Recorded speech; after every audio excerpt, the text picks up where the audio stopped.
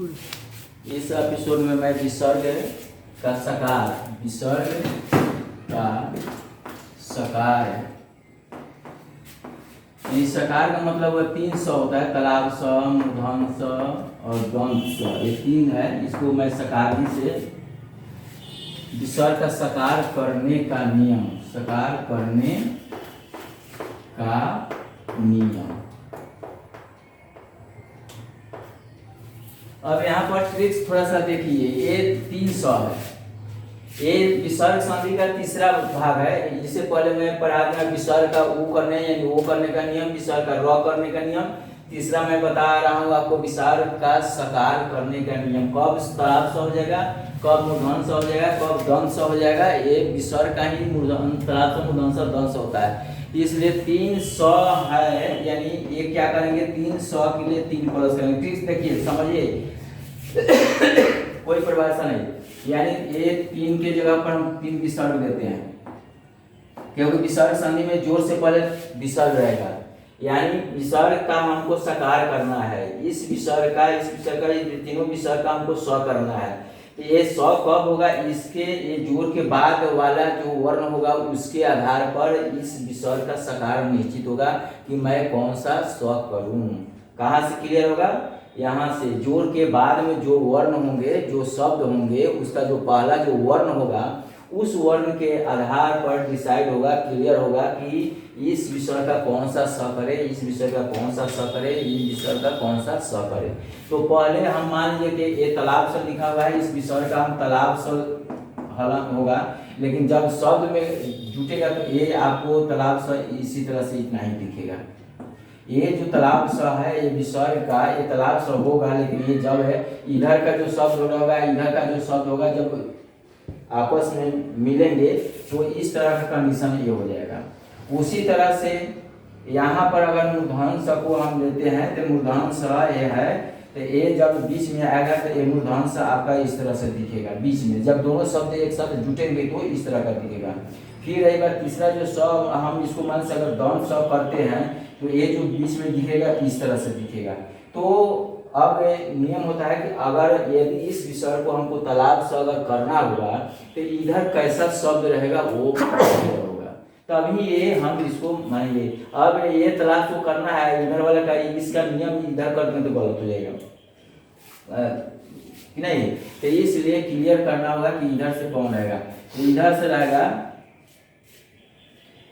यहां से रहेगा छ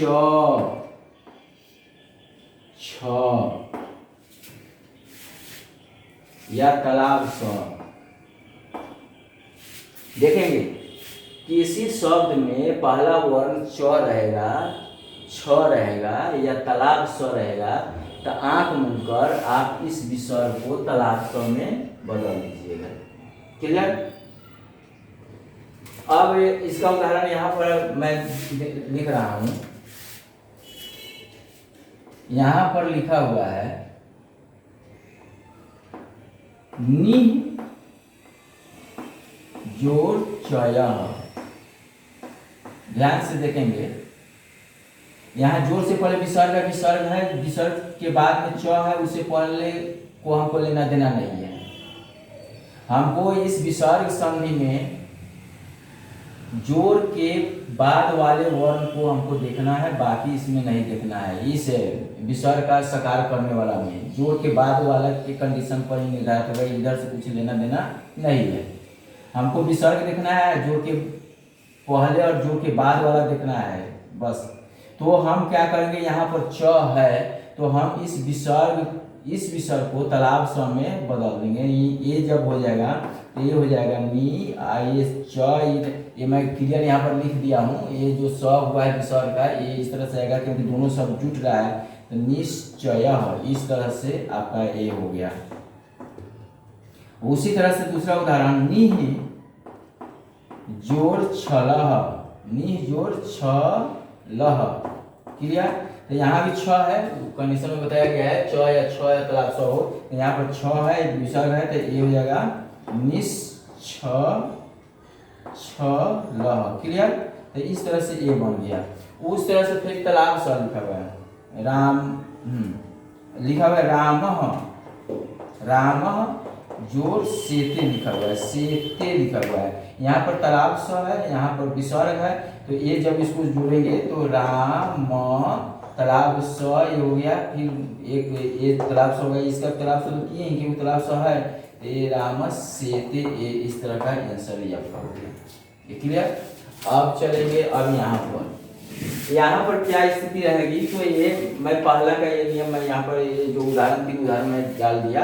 अब चलते हैं दूसरा जो है ये मूल्यांकन सब करने का जो नियम है उसको मैं बता रहा हूँ। तो यहाँ पर कंडीशन क्या रहेगा, ट रहेगा, ठ रहेगा। ध्यान से देखेंगे, इसमें थोड़ा सा संख्या ज्यादा है, प रहेगा, फ रहेगा, एक क रहेगा या मूर्धन स रहेगा। एक स्थिति है इसमें दो दो चार जो 6 वर्ण है, यानी किसी शब्द में ये वर्ण पहला वर्ण होना चाहिए। ये ट, ठ, प, फ, क, श, ये 5-6 वर्ण है, 2 2 4 जो 6 वर्ण है, तो हम क्या करेंगे, इस विषय का मूर्धन स हो जाएगा। इस तरह से स्थिति बनेगी। तो चलते हैं हम इसको देखते हैं। अब यहाँ से इसको मैं उसका उदाहरण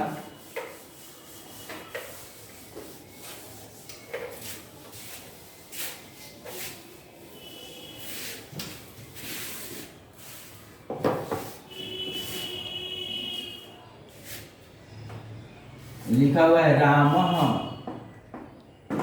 जोर टीकते।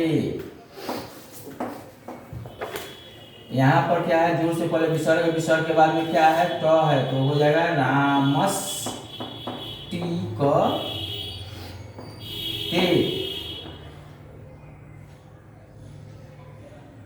रामः जोर ठकुरः। यहाँ पर विसर्ग है, यहाँ पर ठ है, तो विसर्ग का हम क्या करेंगे, वो ये सब करेंगे, रामस ठकुरः, ठकुरः।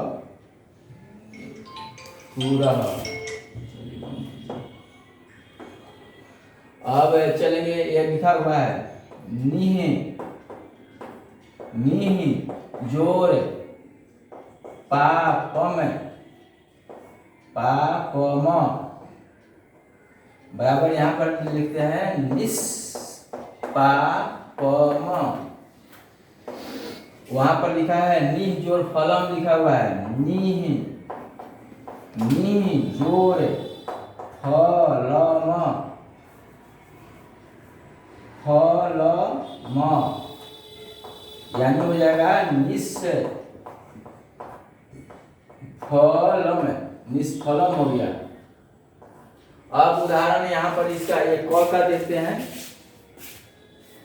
क का आविहि, सॉरी आविहि जोर कारः बराबर हो जाएगा आविष्कारः। तो इस तरह से हम इसको बनाएंगे। ये क्या है, सब है, ठ है, यहाँ पर प है, फ है, वहां पर क है। तो इस तरह से ये इधर जो विसर्ग है, विसर्ग का हम क्या करेंगे, ये मूर्धन स लिख दिया गया। तो ये आपको जानना होगा, ट, ठ, प, फ, क, श। देखेंगे अब यहाँ अब आएंगे, इस विसर्ग का ध्वंस कब होगा। तो ये देखेंगे यहाँ पर थोड़ी सी समस्या आपकी आएगी। ये जो ये क लिखा देखिएगा, ये लिखा है ट, थ, क और दंत स, ये 4 वर्ण है। यहाँ पर त है, थ है, क है, स है। देखोगे थोड़ी सी समस्या यहाँ पर होगी, ये क यहाँ पर भी है, क यहाँ पर भी है। आखिर एक क रहने पर भी ये विसर्ग का स हो जाएगा, ये क है तो भी ये विसर्ग का मूर्धन स हो जाएगा। तो किस स्थिति में हम कौन सा स करेंगे, तो वो नियम मैं आपको बता दूंगा। उसके लिए यहाँ पर एक उदाहरण तो इसका दिया हुआ है, फिर भी इसका एक उदाहरण इस साइड में मैं दे रहा हूँ। ये चलिए, तो एक स्थिति देख लीजिए, बहुत सटीक नियम बताया गया है, परिभाषा नहीं है इसमें, परिभाषा में फंस जाएंगे, इसलिए मैं सटीक यहाँ पर परिभाषा लिख दिया हूँ। अब देखेंगे यहाँ पर लिखा है त, थ, क, स। ये यहाँ पर आएंगे तो फिर देखेंगे यहाँ भी क है, यहाँ भी क है, आखिर में दोनों स हो जाएगा। तो उसको माने हम कैसे निदान करेंगे कि कौन सा स होगा, तो हम क्लियर करेंगे जब इसका जब उदाहरण हम लिखेंगे तब। अब चलते हैं यहाँ पर इसका उदाहरण लिखते हैं। नमः, नमः जोड़ ते लिखा हुआ है, नमः जोड़ ते, उसके बाद में है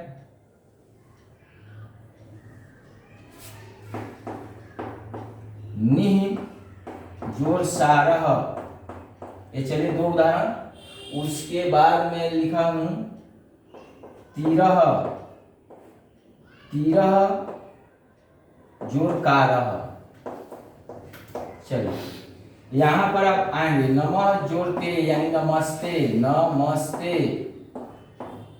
अब यहाँ पर विसर्ग है, यहाँ पर दंश है, तो ये विसर्ग का दंश करेंगे निस्सारह, निस्सारह, इस तरह से होगा।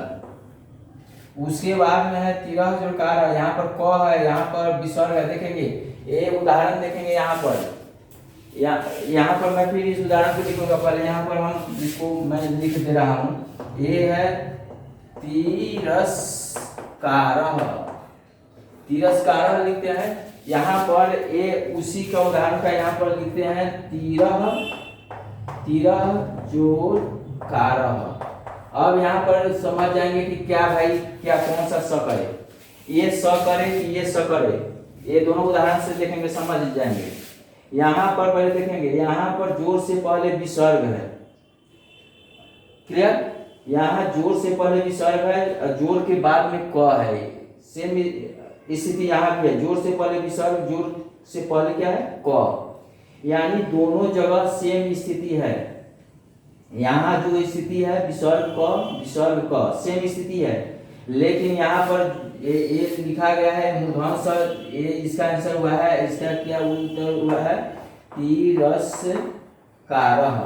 देखिए सेम स्थिति दोनों में एक ही है, लेकिन जो शब्द बना है दोनों में अंतर हो गया है। यहाँ पर दंश हो गया है, आखिर यहाँ पर मूर्धन्य स हो गया है, यहाँ पर क है, यहाँ भी क है। तो आखिर हम कैसे करेंगे, अपनी इच्छा से तो करेंगे नहीं, गलत हो जाएगा। तो ये यहाँ पर दंश आखिर क्यों हो गया, यहाँ पर मूर्धन्य स क्यों हो गया, इसका निदान करना है। थोड़ा सा देखिए, ये दोनों का सेम स्थिति है, तो सेम स्थिति है तो सेम को छोड़ दीजिए, जो आगे है उसको देखेंगे। अब देखेंगे, अब यहाँ पर विसर्ग है, यहाँ भी विसर्ग है, ये क्लियर है। यहाँ पर क है, यहाँ पर क है, दोनों जगह क्लियर स्थिति है। लेकिन यहाँ पर एक हो गया है मूर्धन्य स हो गया है, यहाँ पर क्या हो गया है दंश हो गया है। इसके निदान के लिए क्या कि ये गलत है कि ये गलत है कि दोनों सही है, दोनों सही है। तो उसका उपाय मैं बता रहा हूँ। देखोगे ये विसर्ग से पहले की स्थिति देखोगे, विसर्ग से पहले क्या है ई की मात्रा है, यहाँ पर विसर्ग से पहले अ की मात्रा है। इसमें कौन सी मात्रा लगी हुई है, र में अ की मात्रा लगी हुई है। क्लियर देखिए, यहीं पर क्लियर आपका हो जाएगा। ये क तो दोनों में है, विसर्ग दोनों में है, तो ये दोनों को छोड़ देंगे। अब तीसरा एंगल से इसको मैंने सही करेंगे कौन सा सही है। तो विसर्ग से पहले यहाँ पर अ है और विसर्ग से पहले यहाँ पर ई है। तो जान लीजिए, अगर विसर्ग से पहले अ या आ रहेगा तो वहां पर जो होने वाला स होगा दंश स होगा। क्लियर, क्लियर, फिर से समझिए। यानी विसर्ग से पहले अ या आ रहे, यानी इसमें र में अ है तो र रहे यानी अ रहे, या इसमें आ की मात्रा लगी रहे, इधर क रहे, तो ये विसर्ग का होने वाला जो स होगा वो दंश स होगा। कौन सा स होगा, ये दंश स होगा।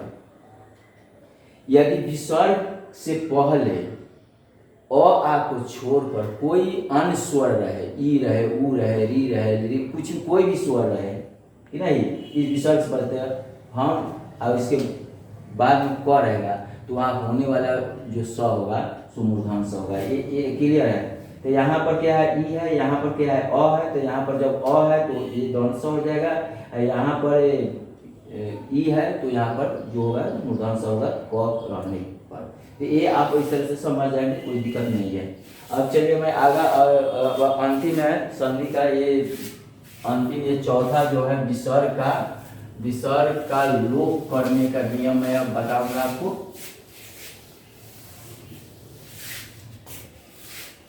विसर्ग का लोप करने का नियम, चलिए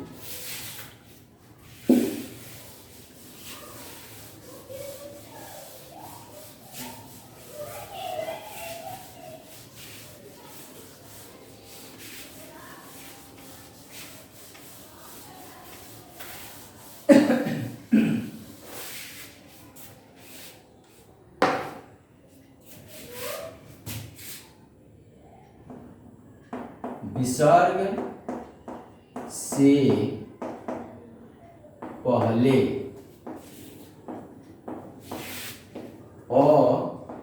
आ रहे एवं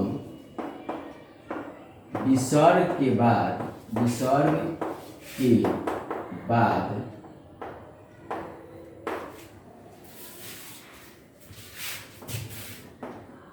आ को छोड़कर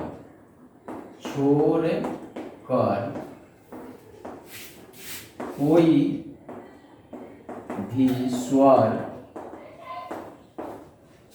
या वर्ग का तीसरा, चौथा, पांचवा वर्ण या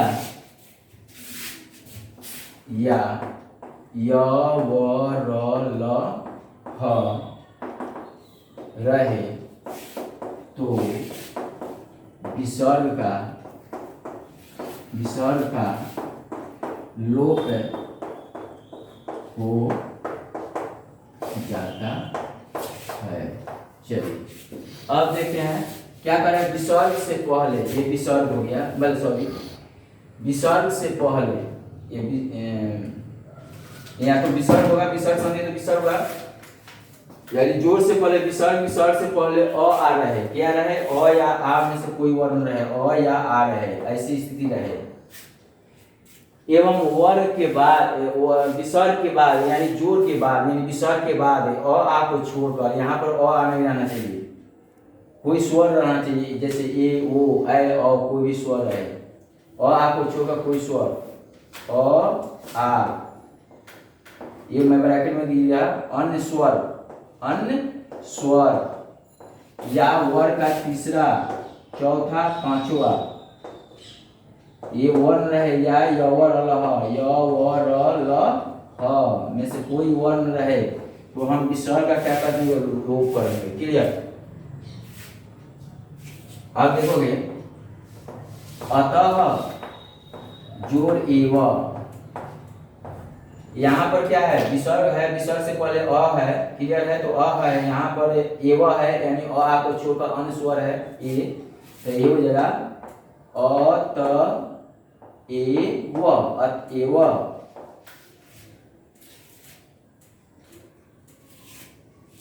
इस तरह से और उदाहरण देखेंगे।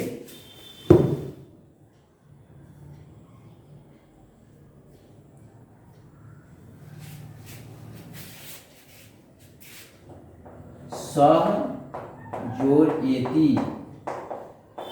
बराबर हो जाएगा स एति।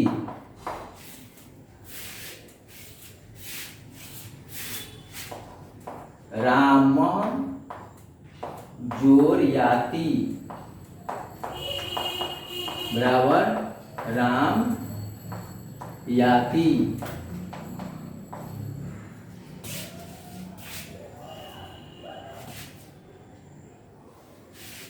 चलिए, तो इस तरह से आप बाकी उदाहरण अब जान जाएंगे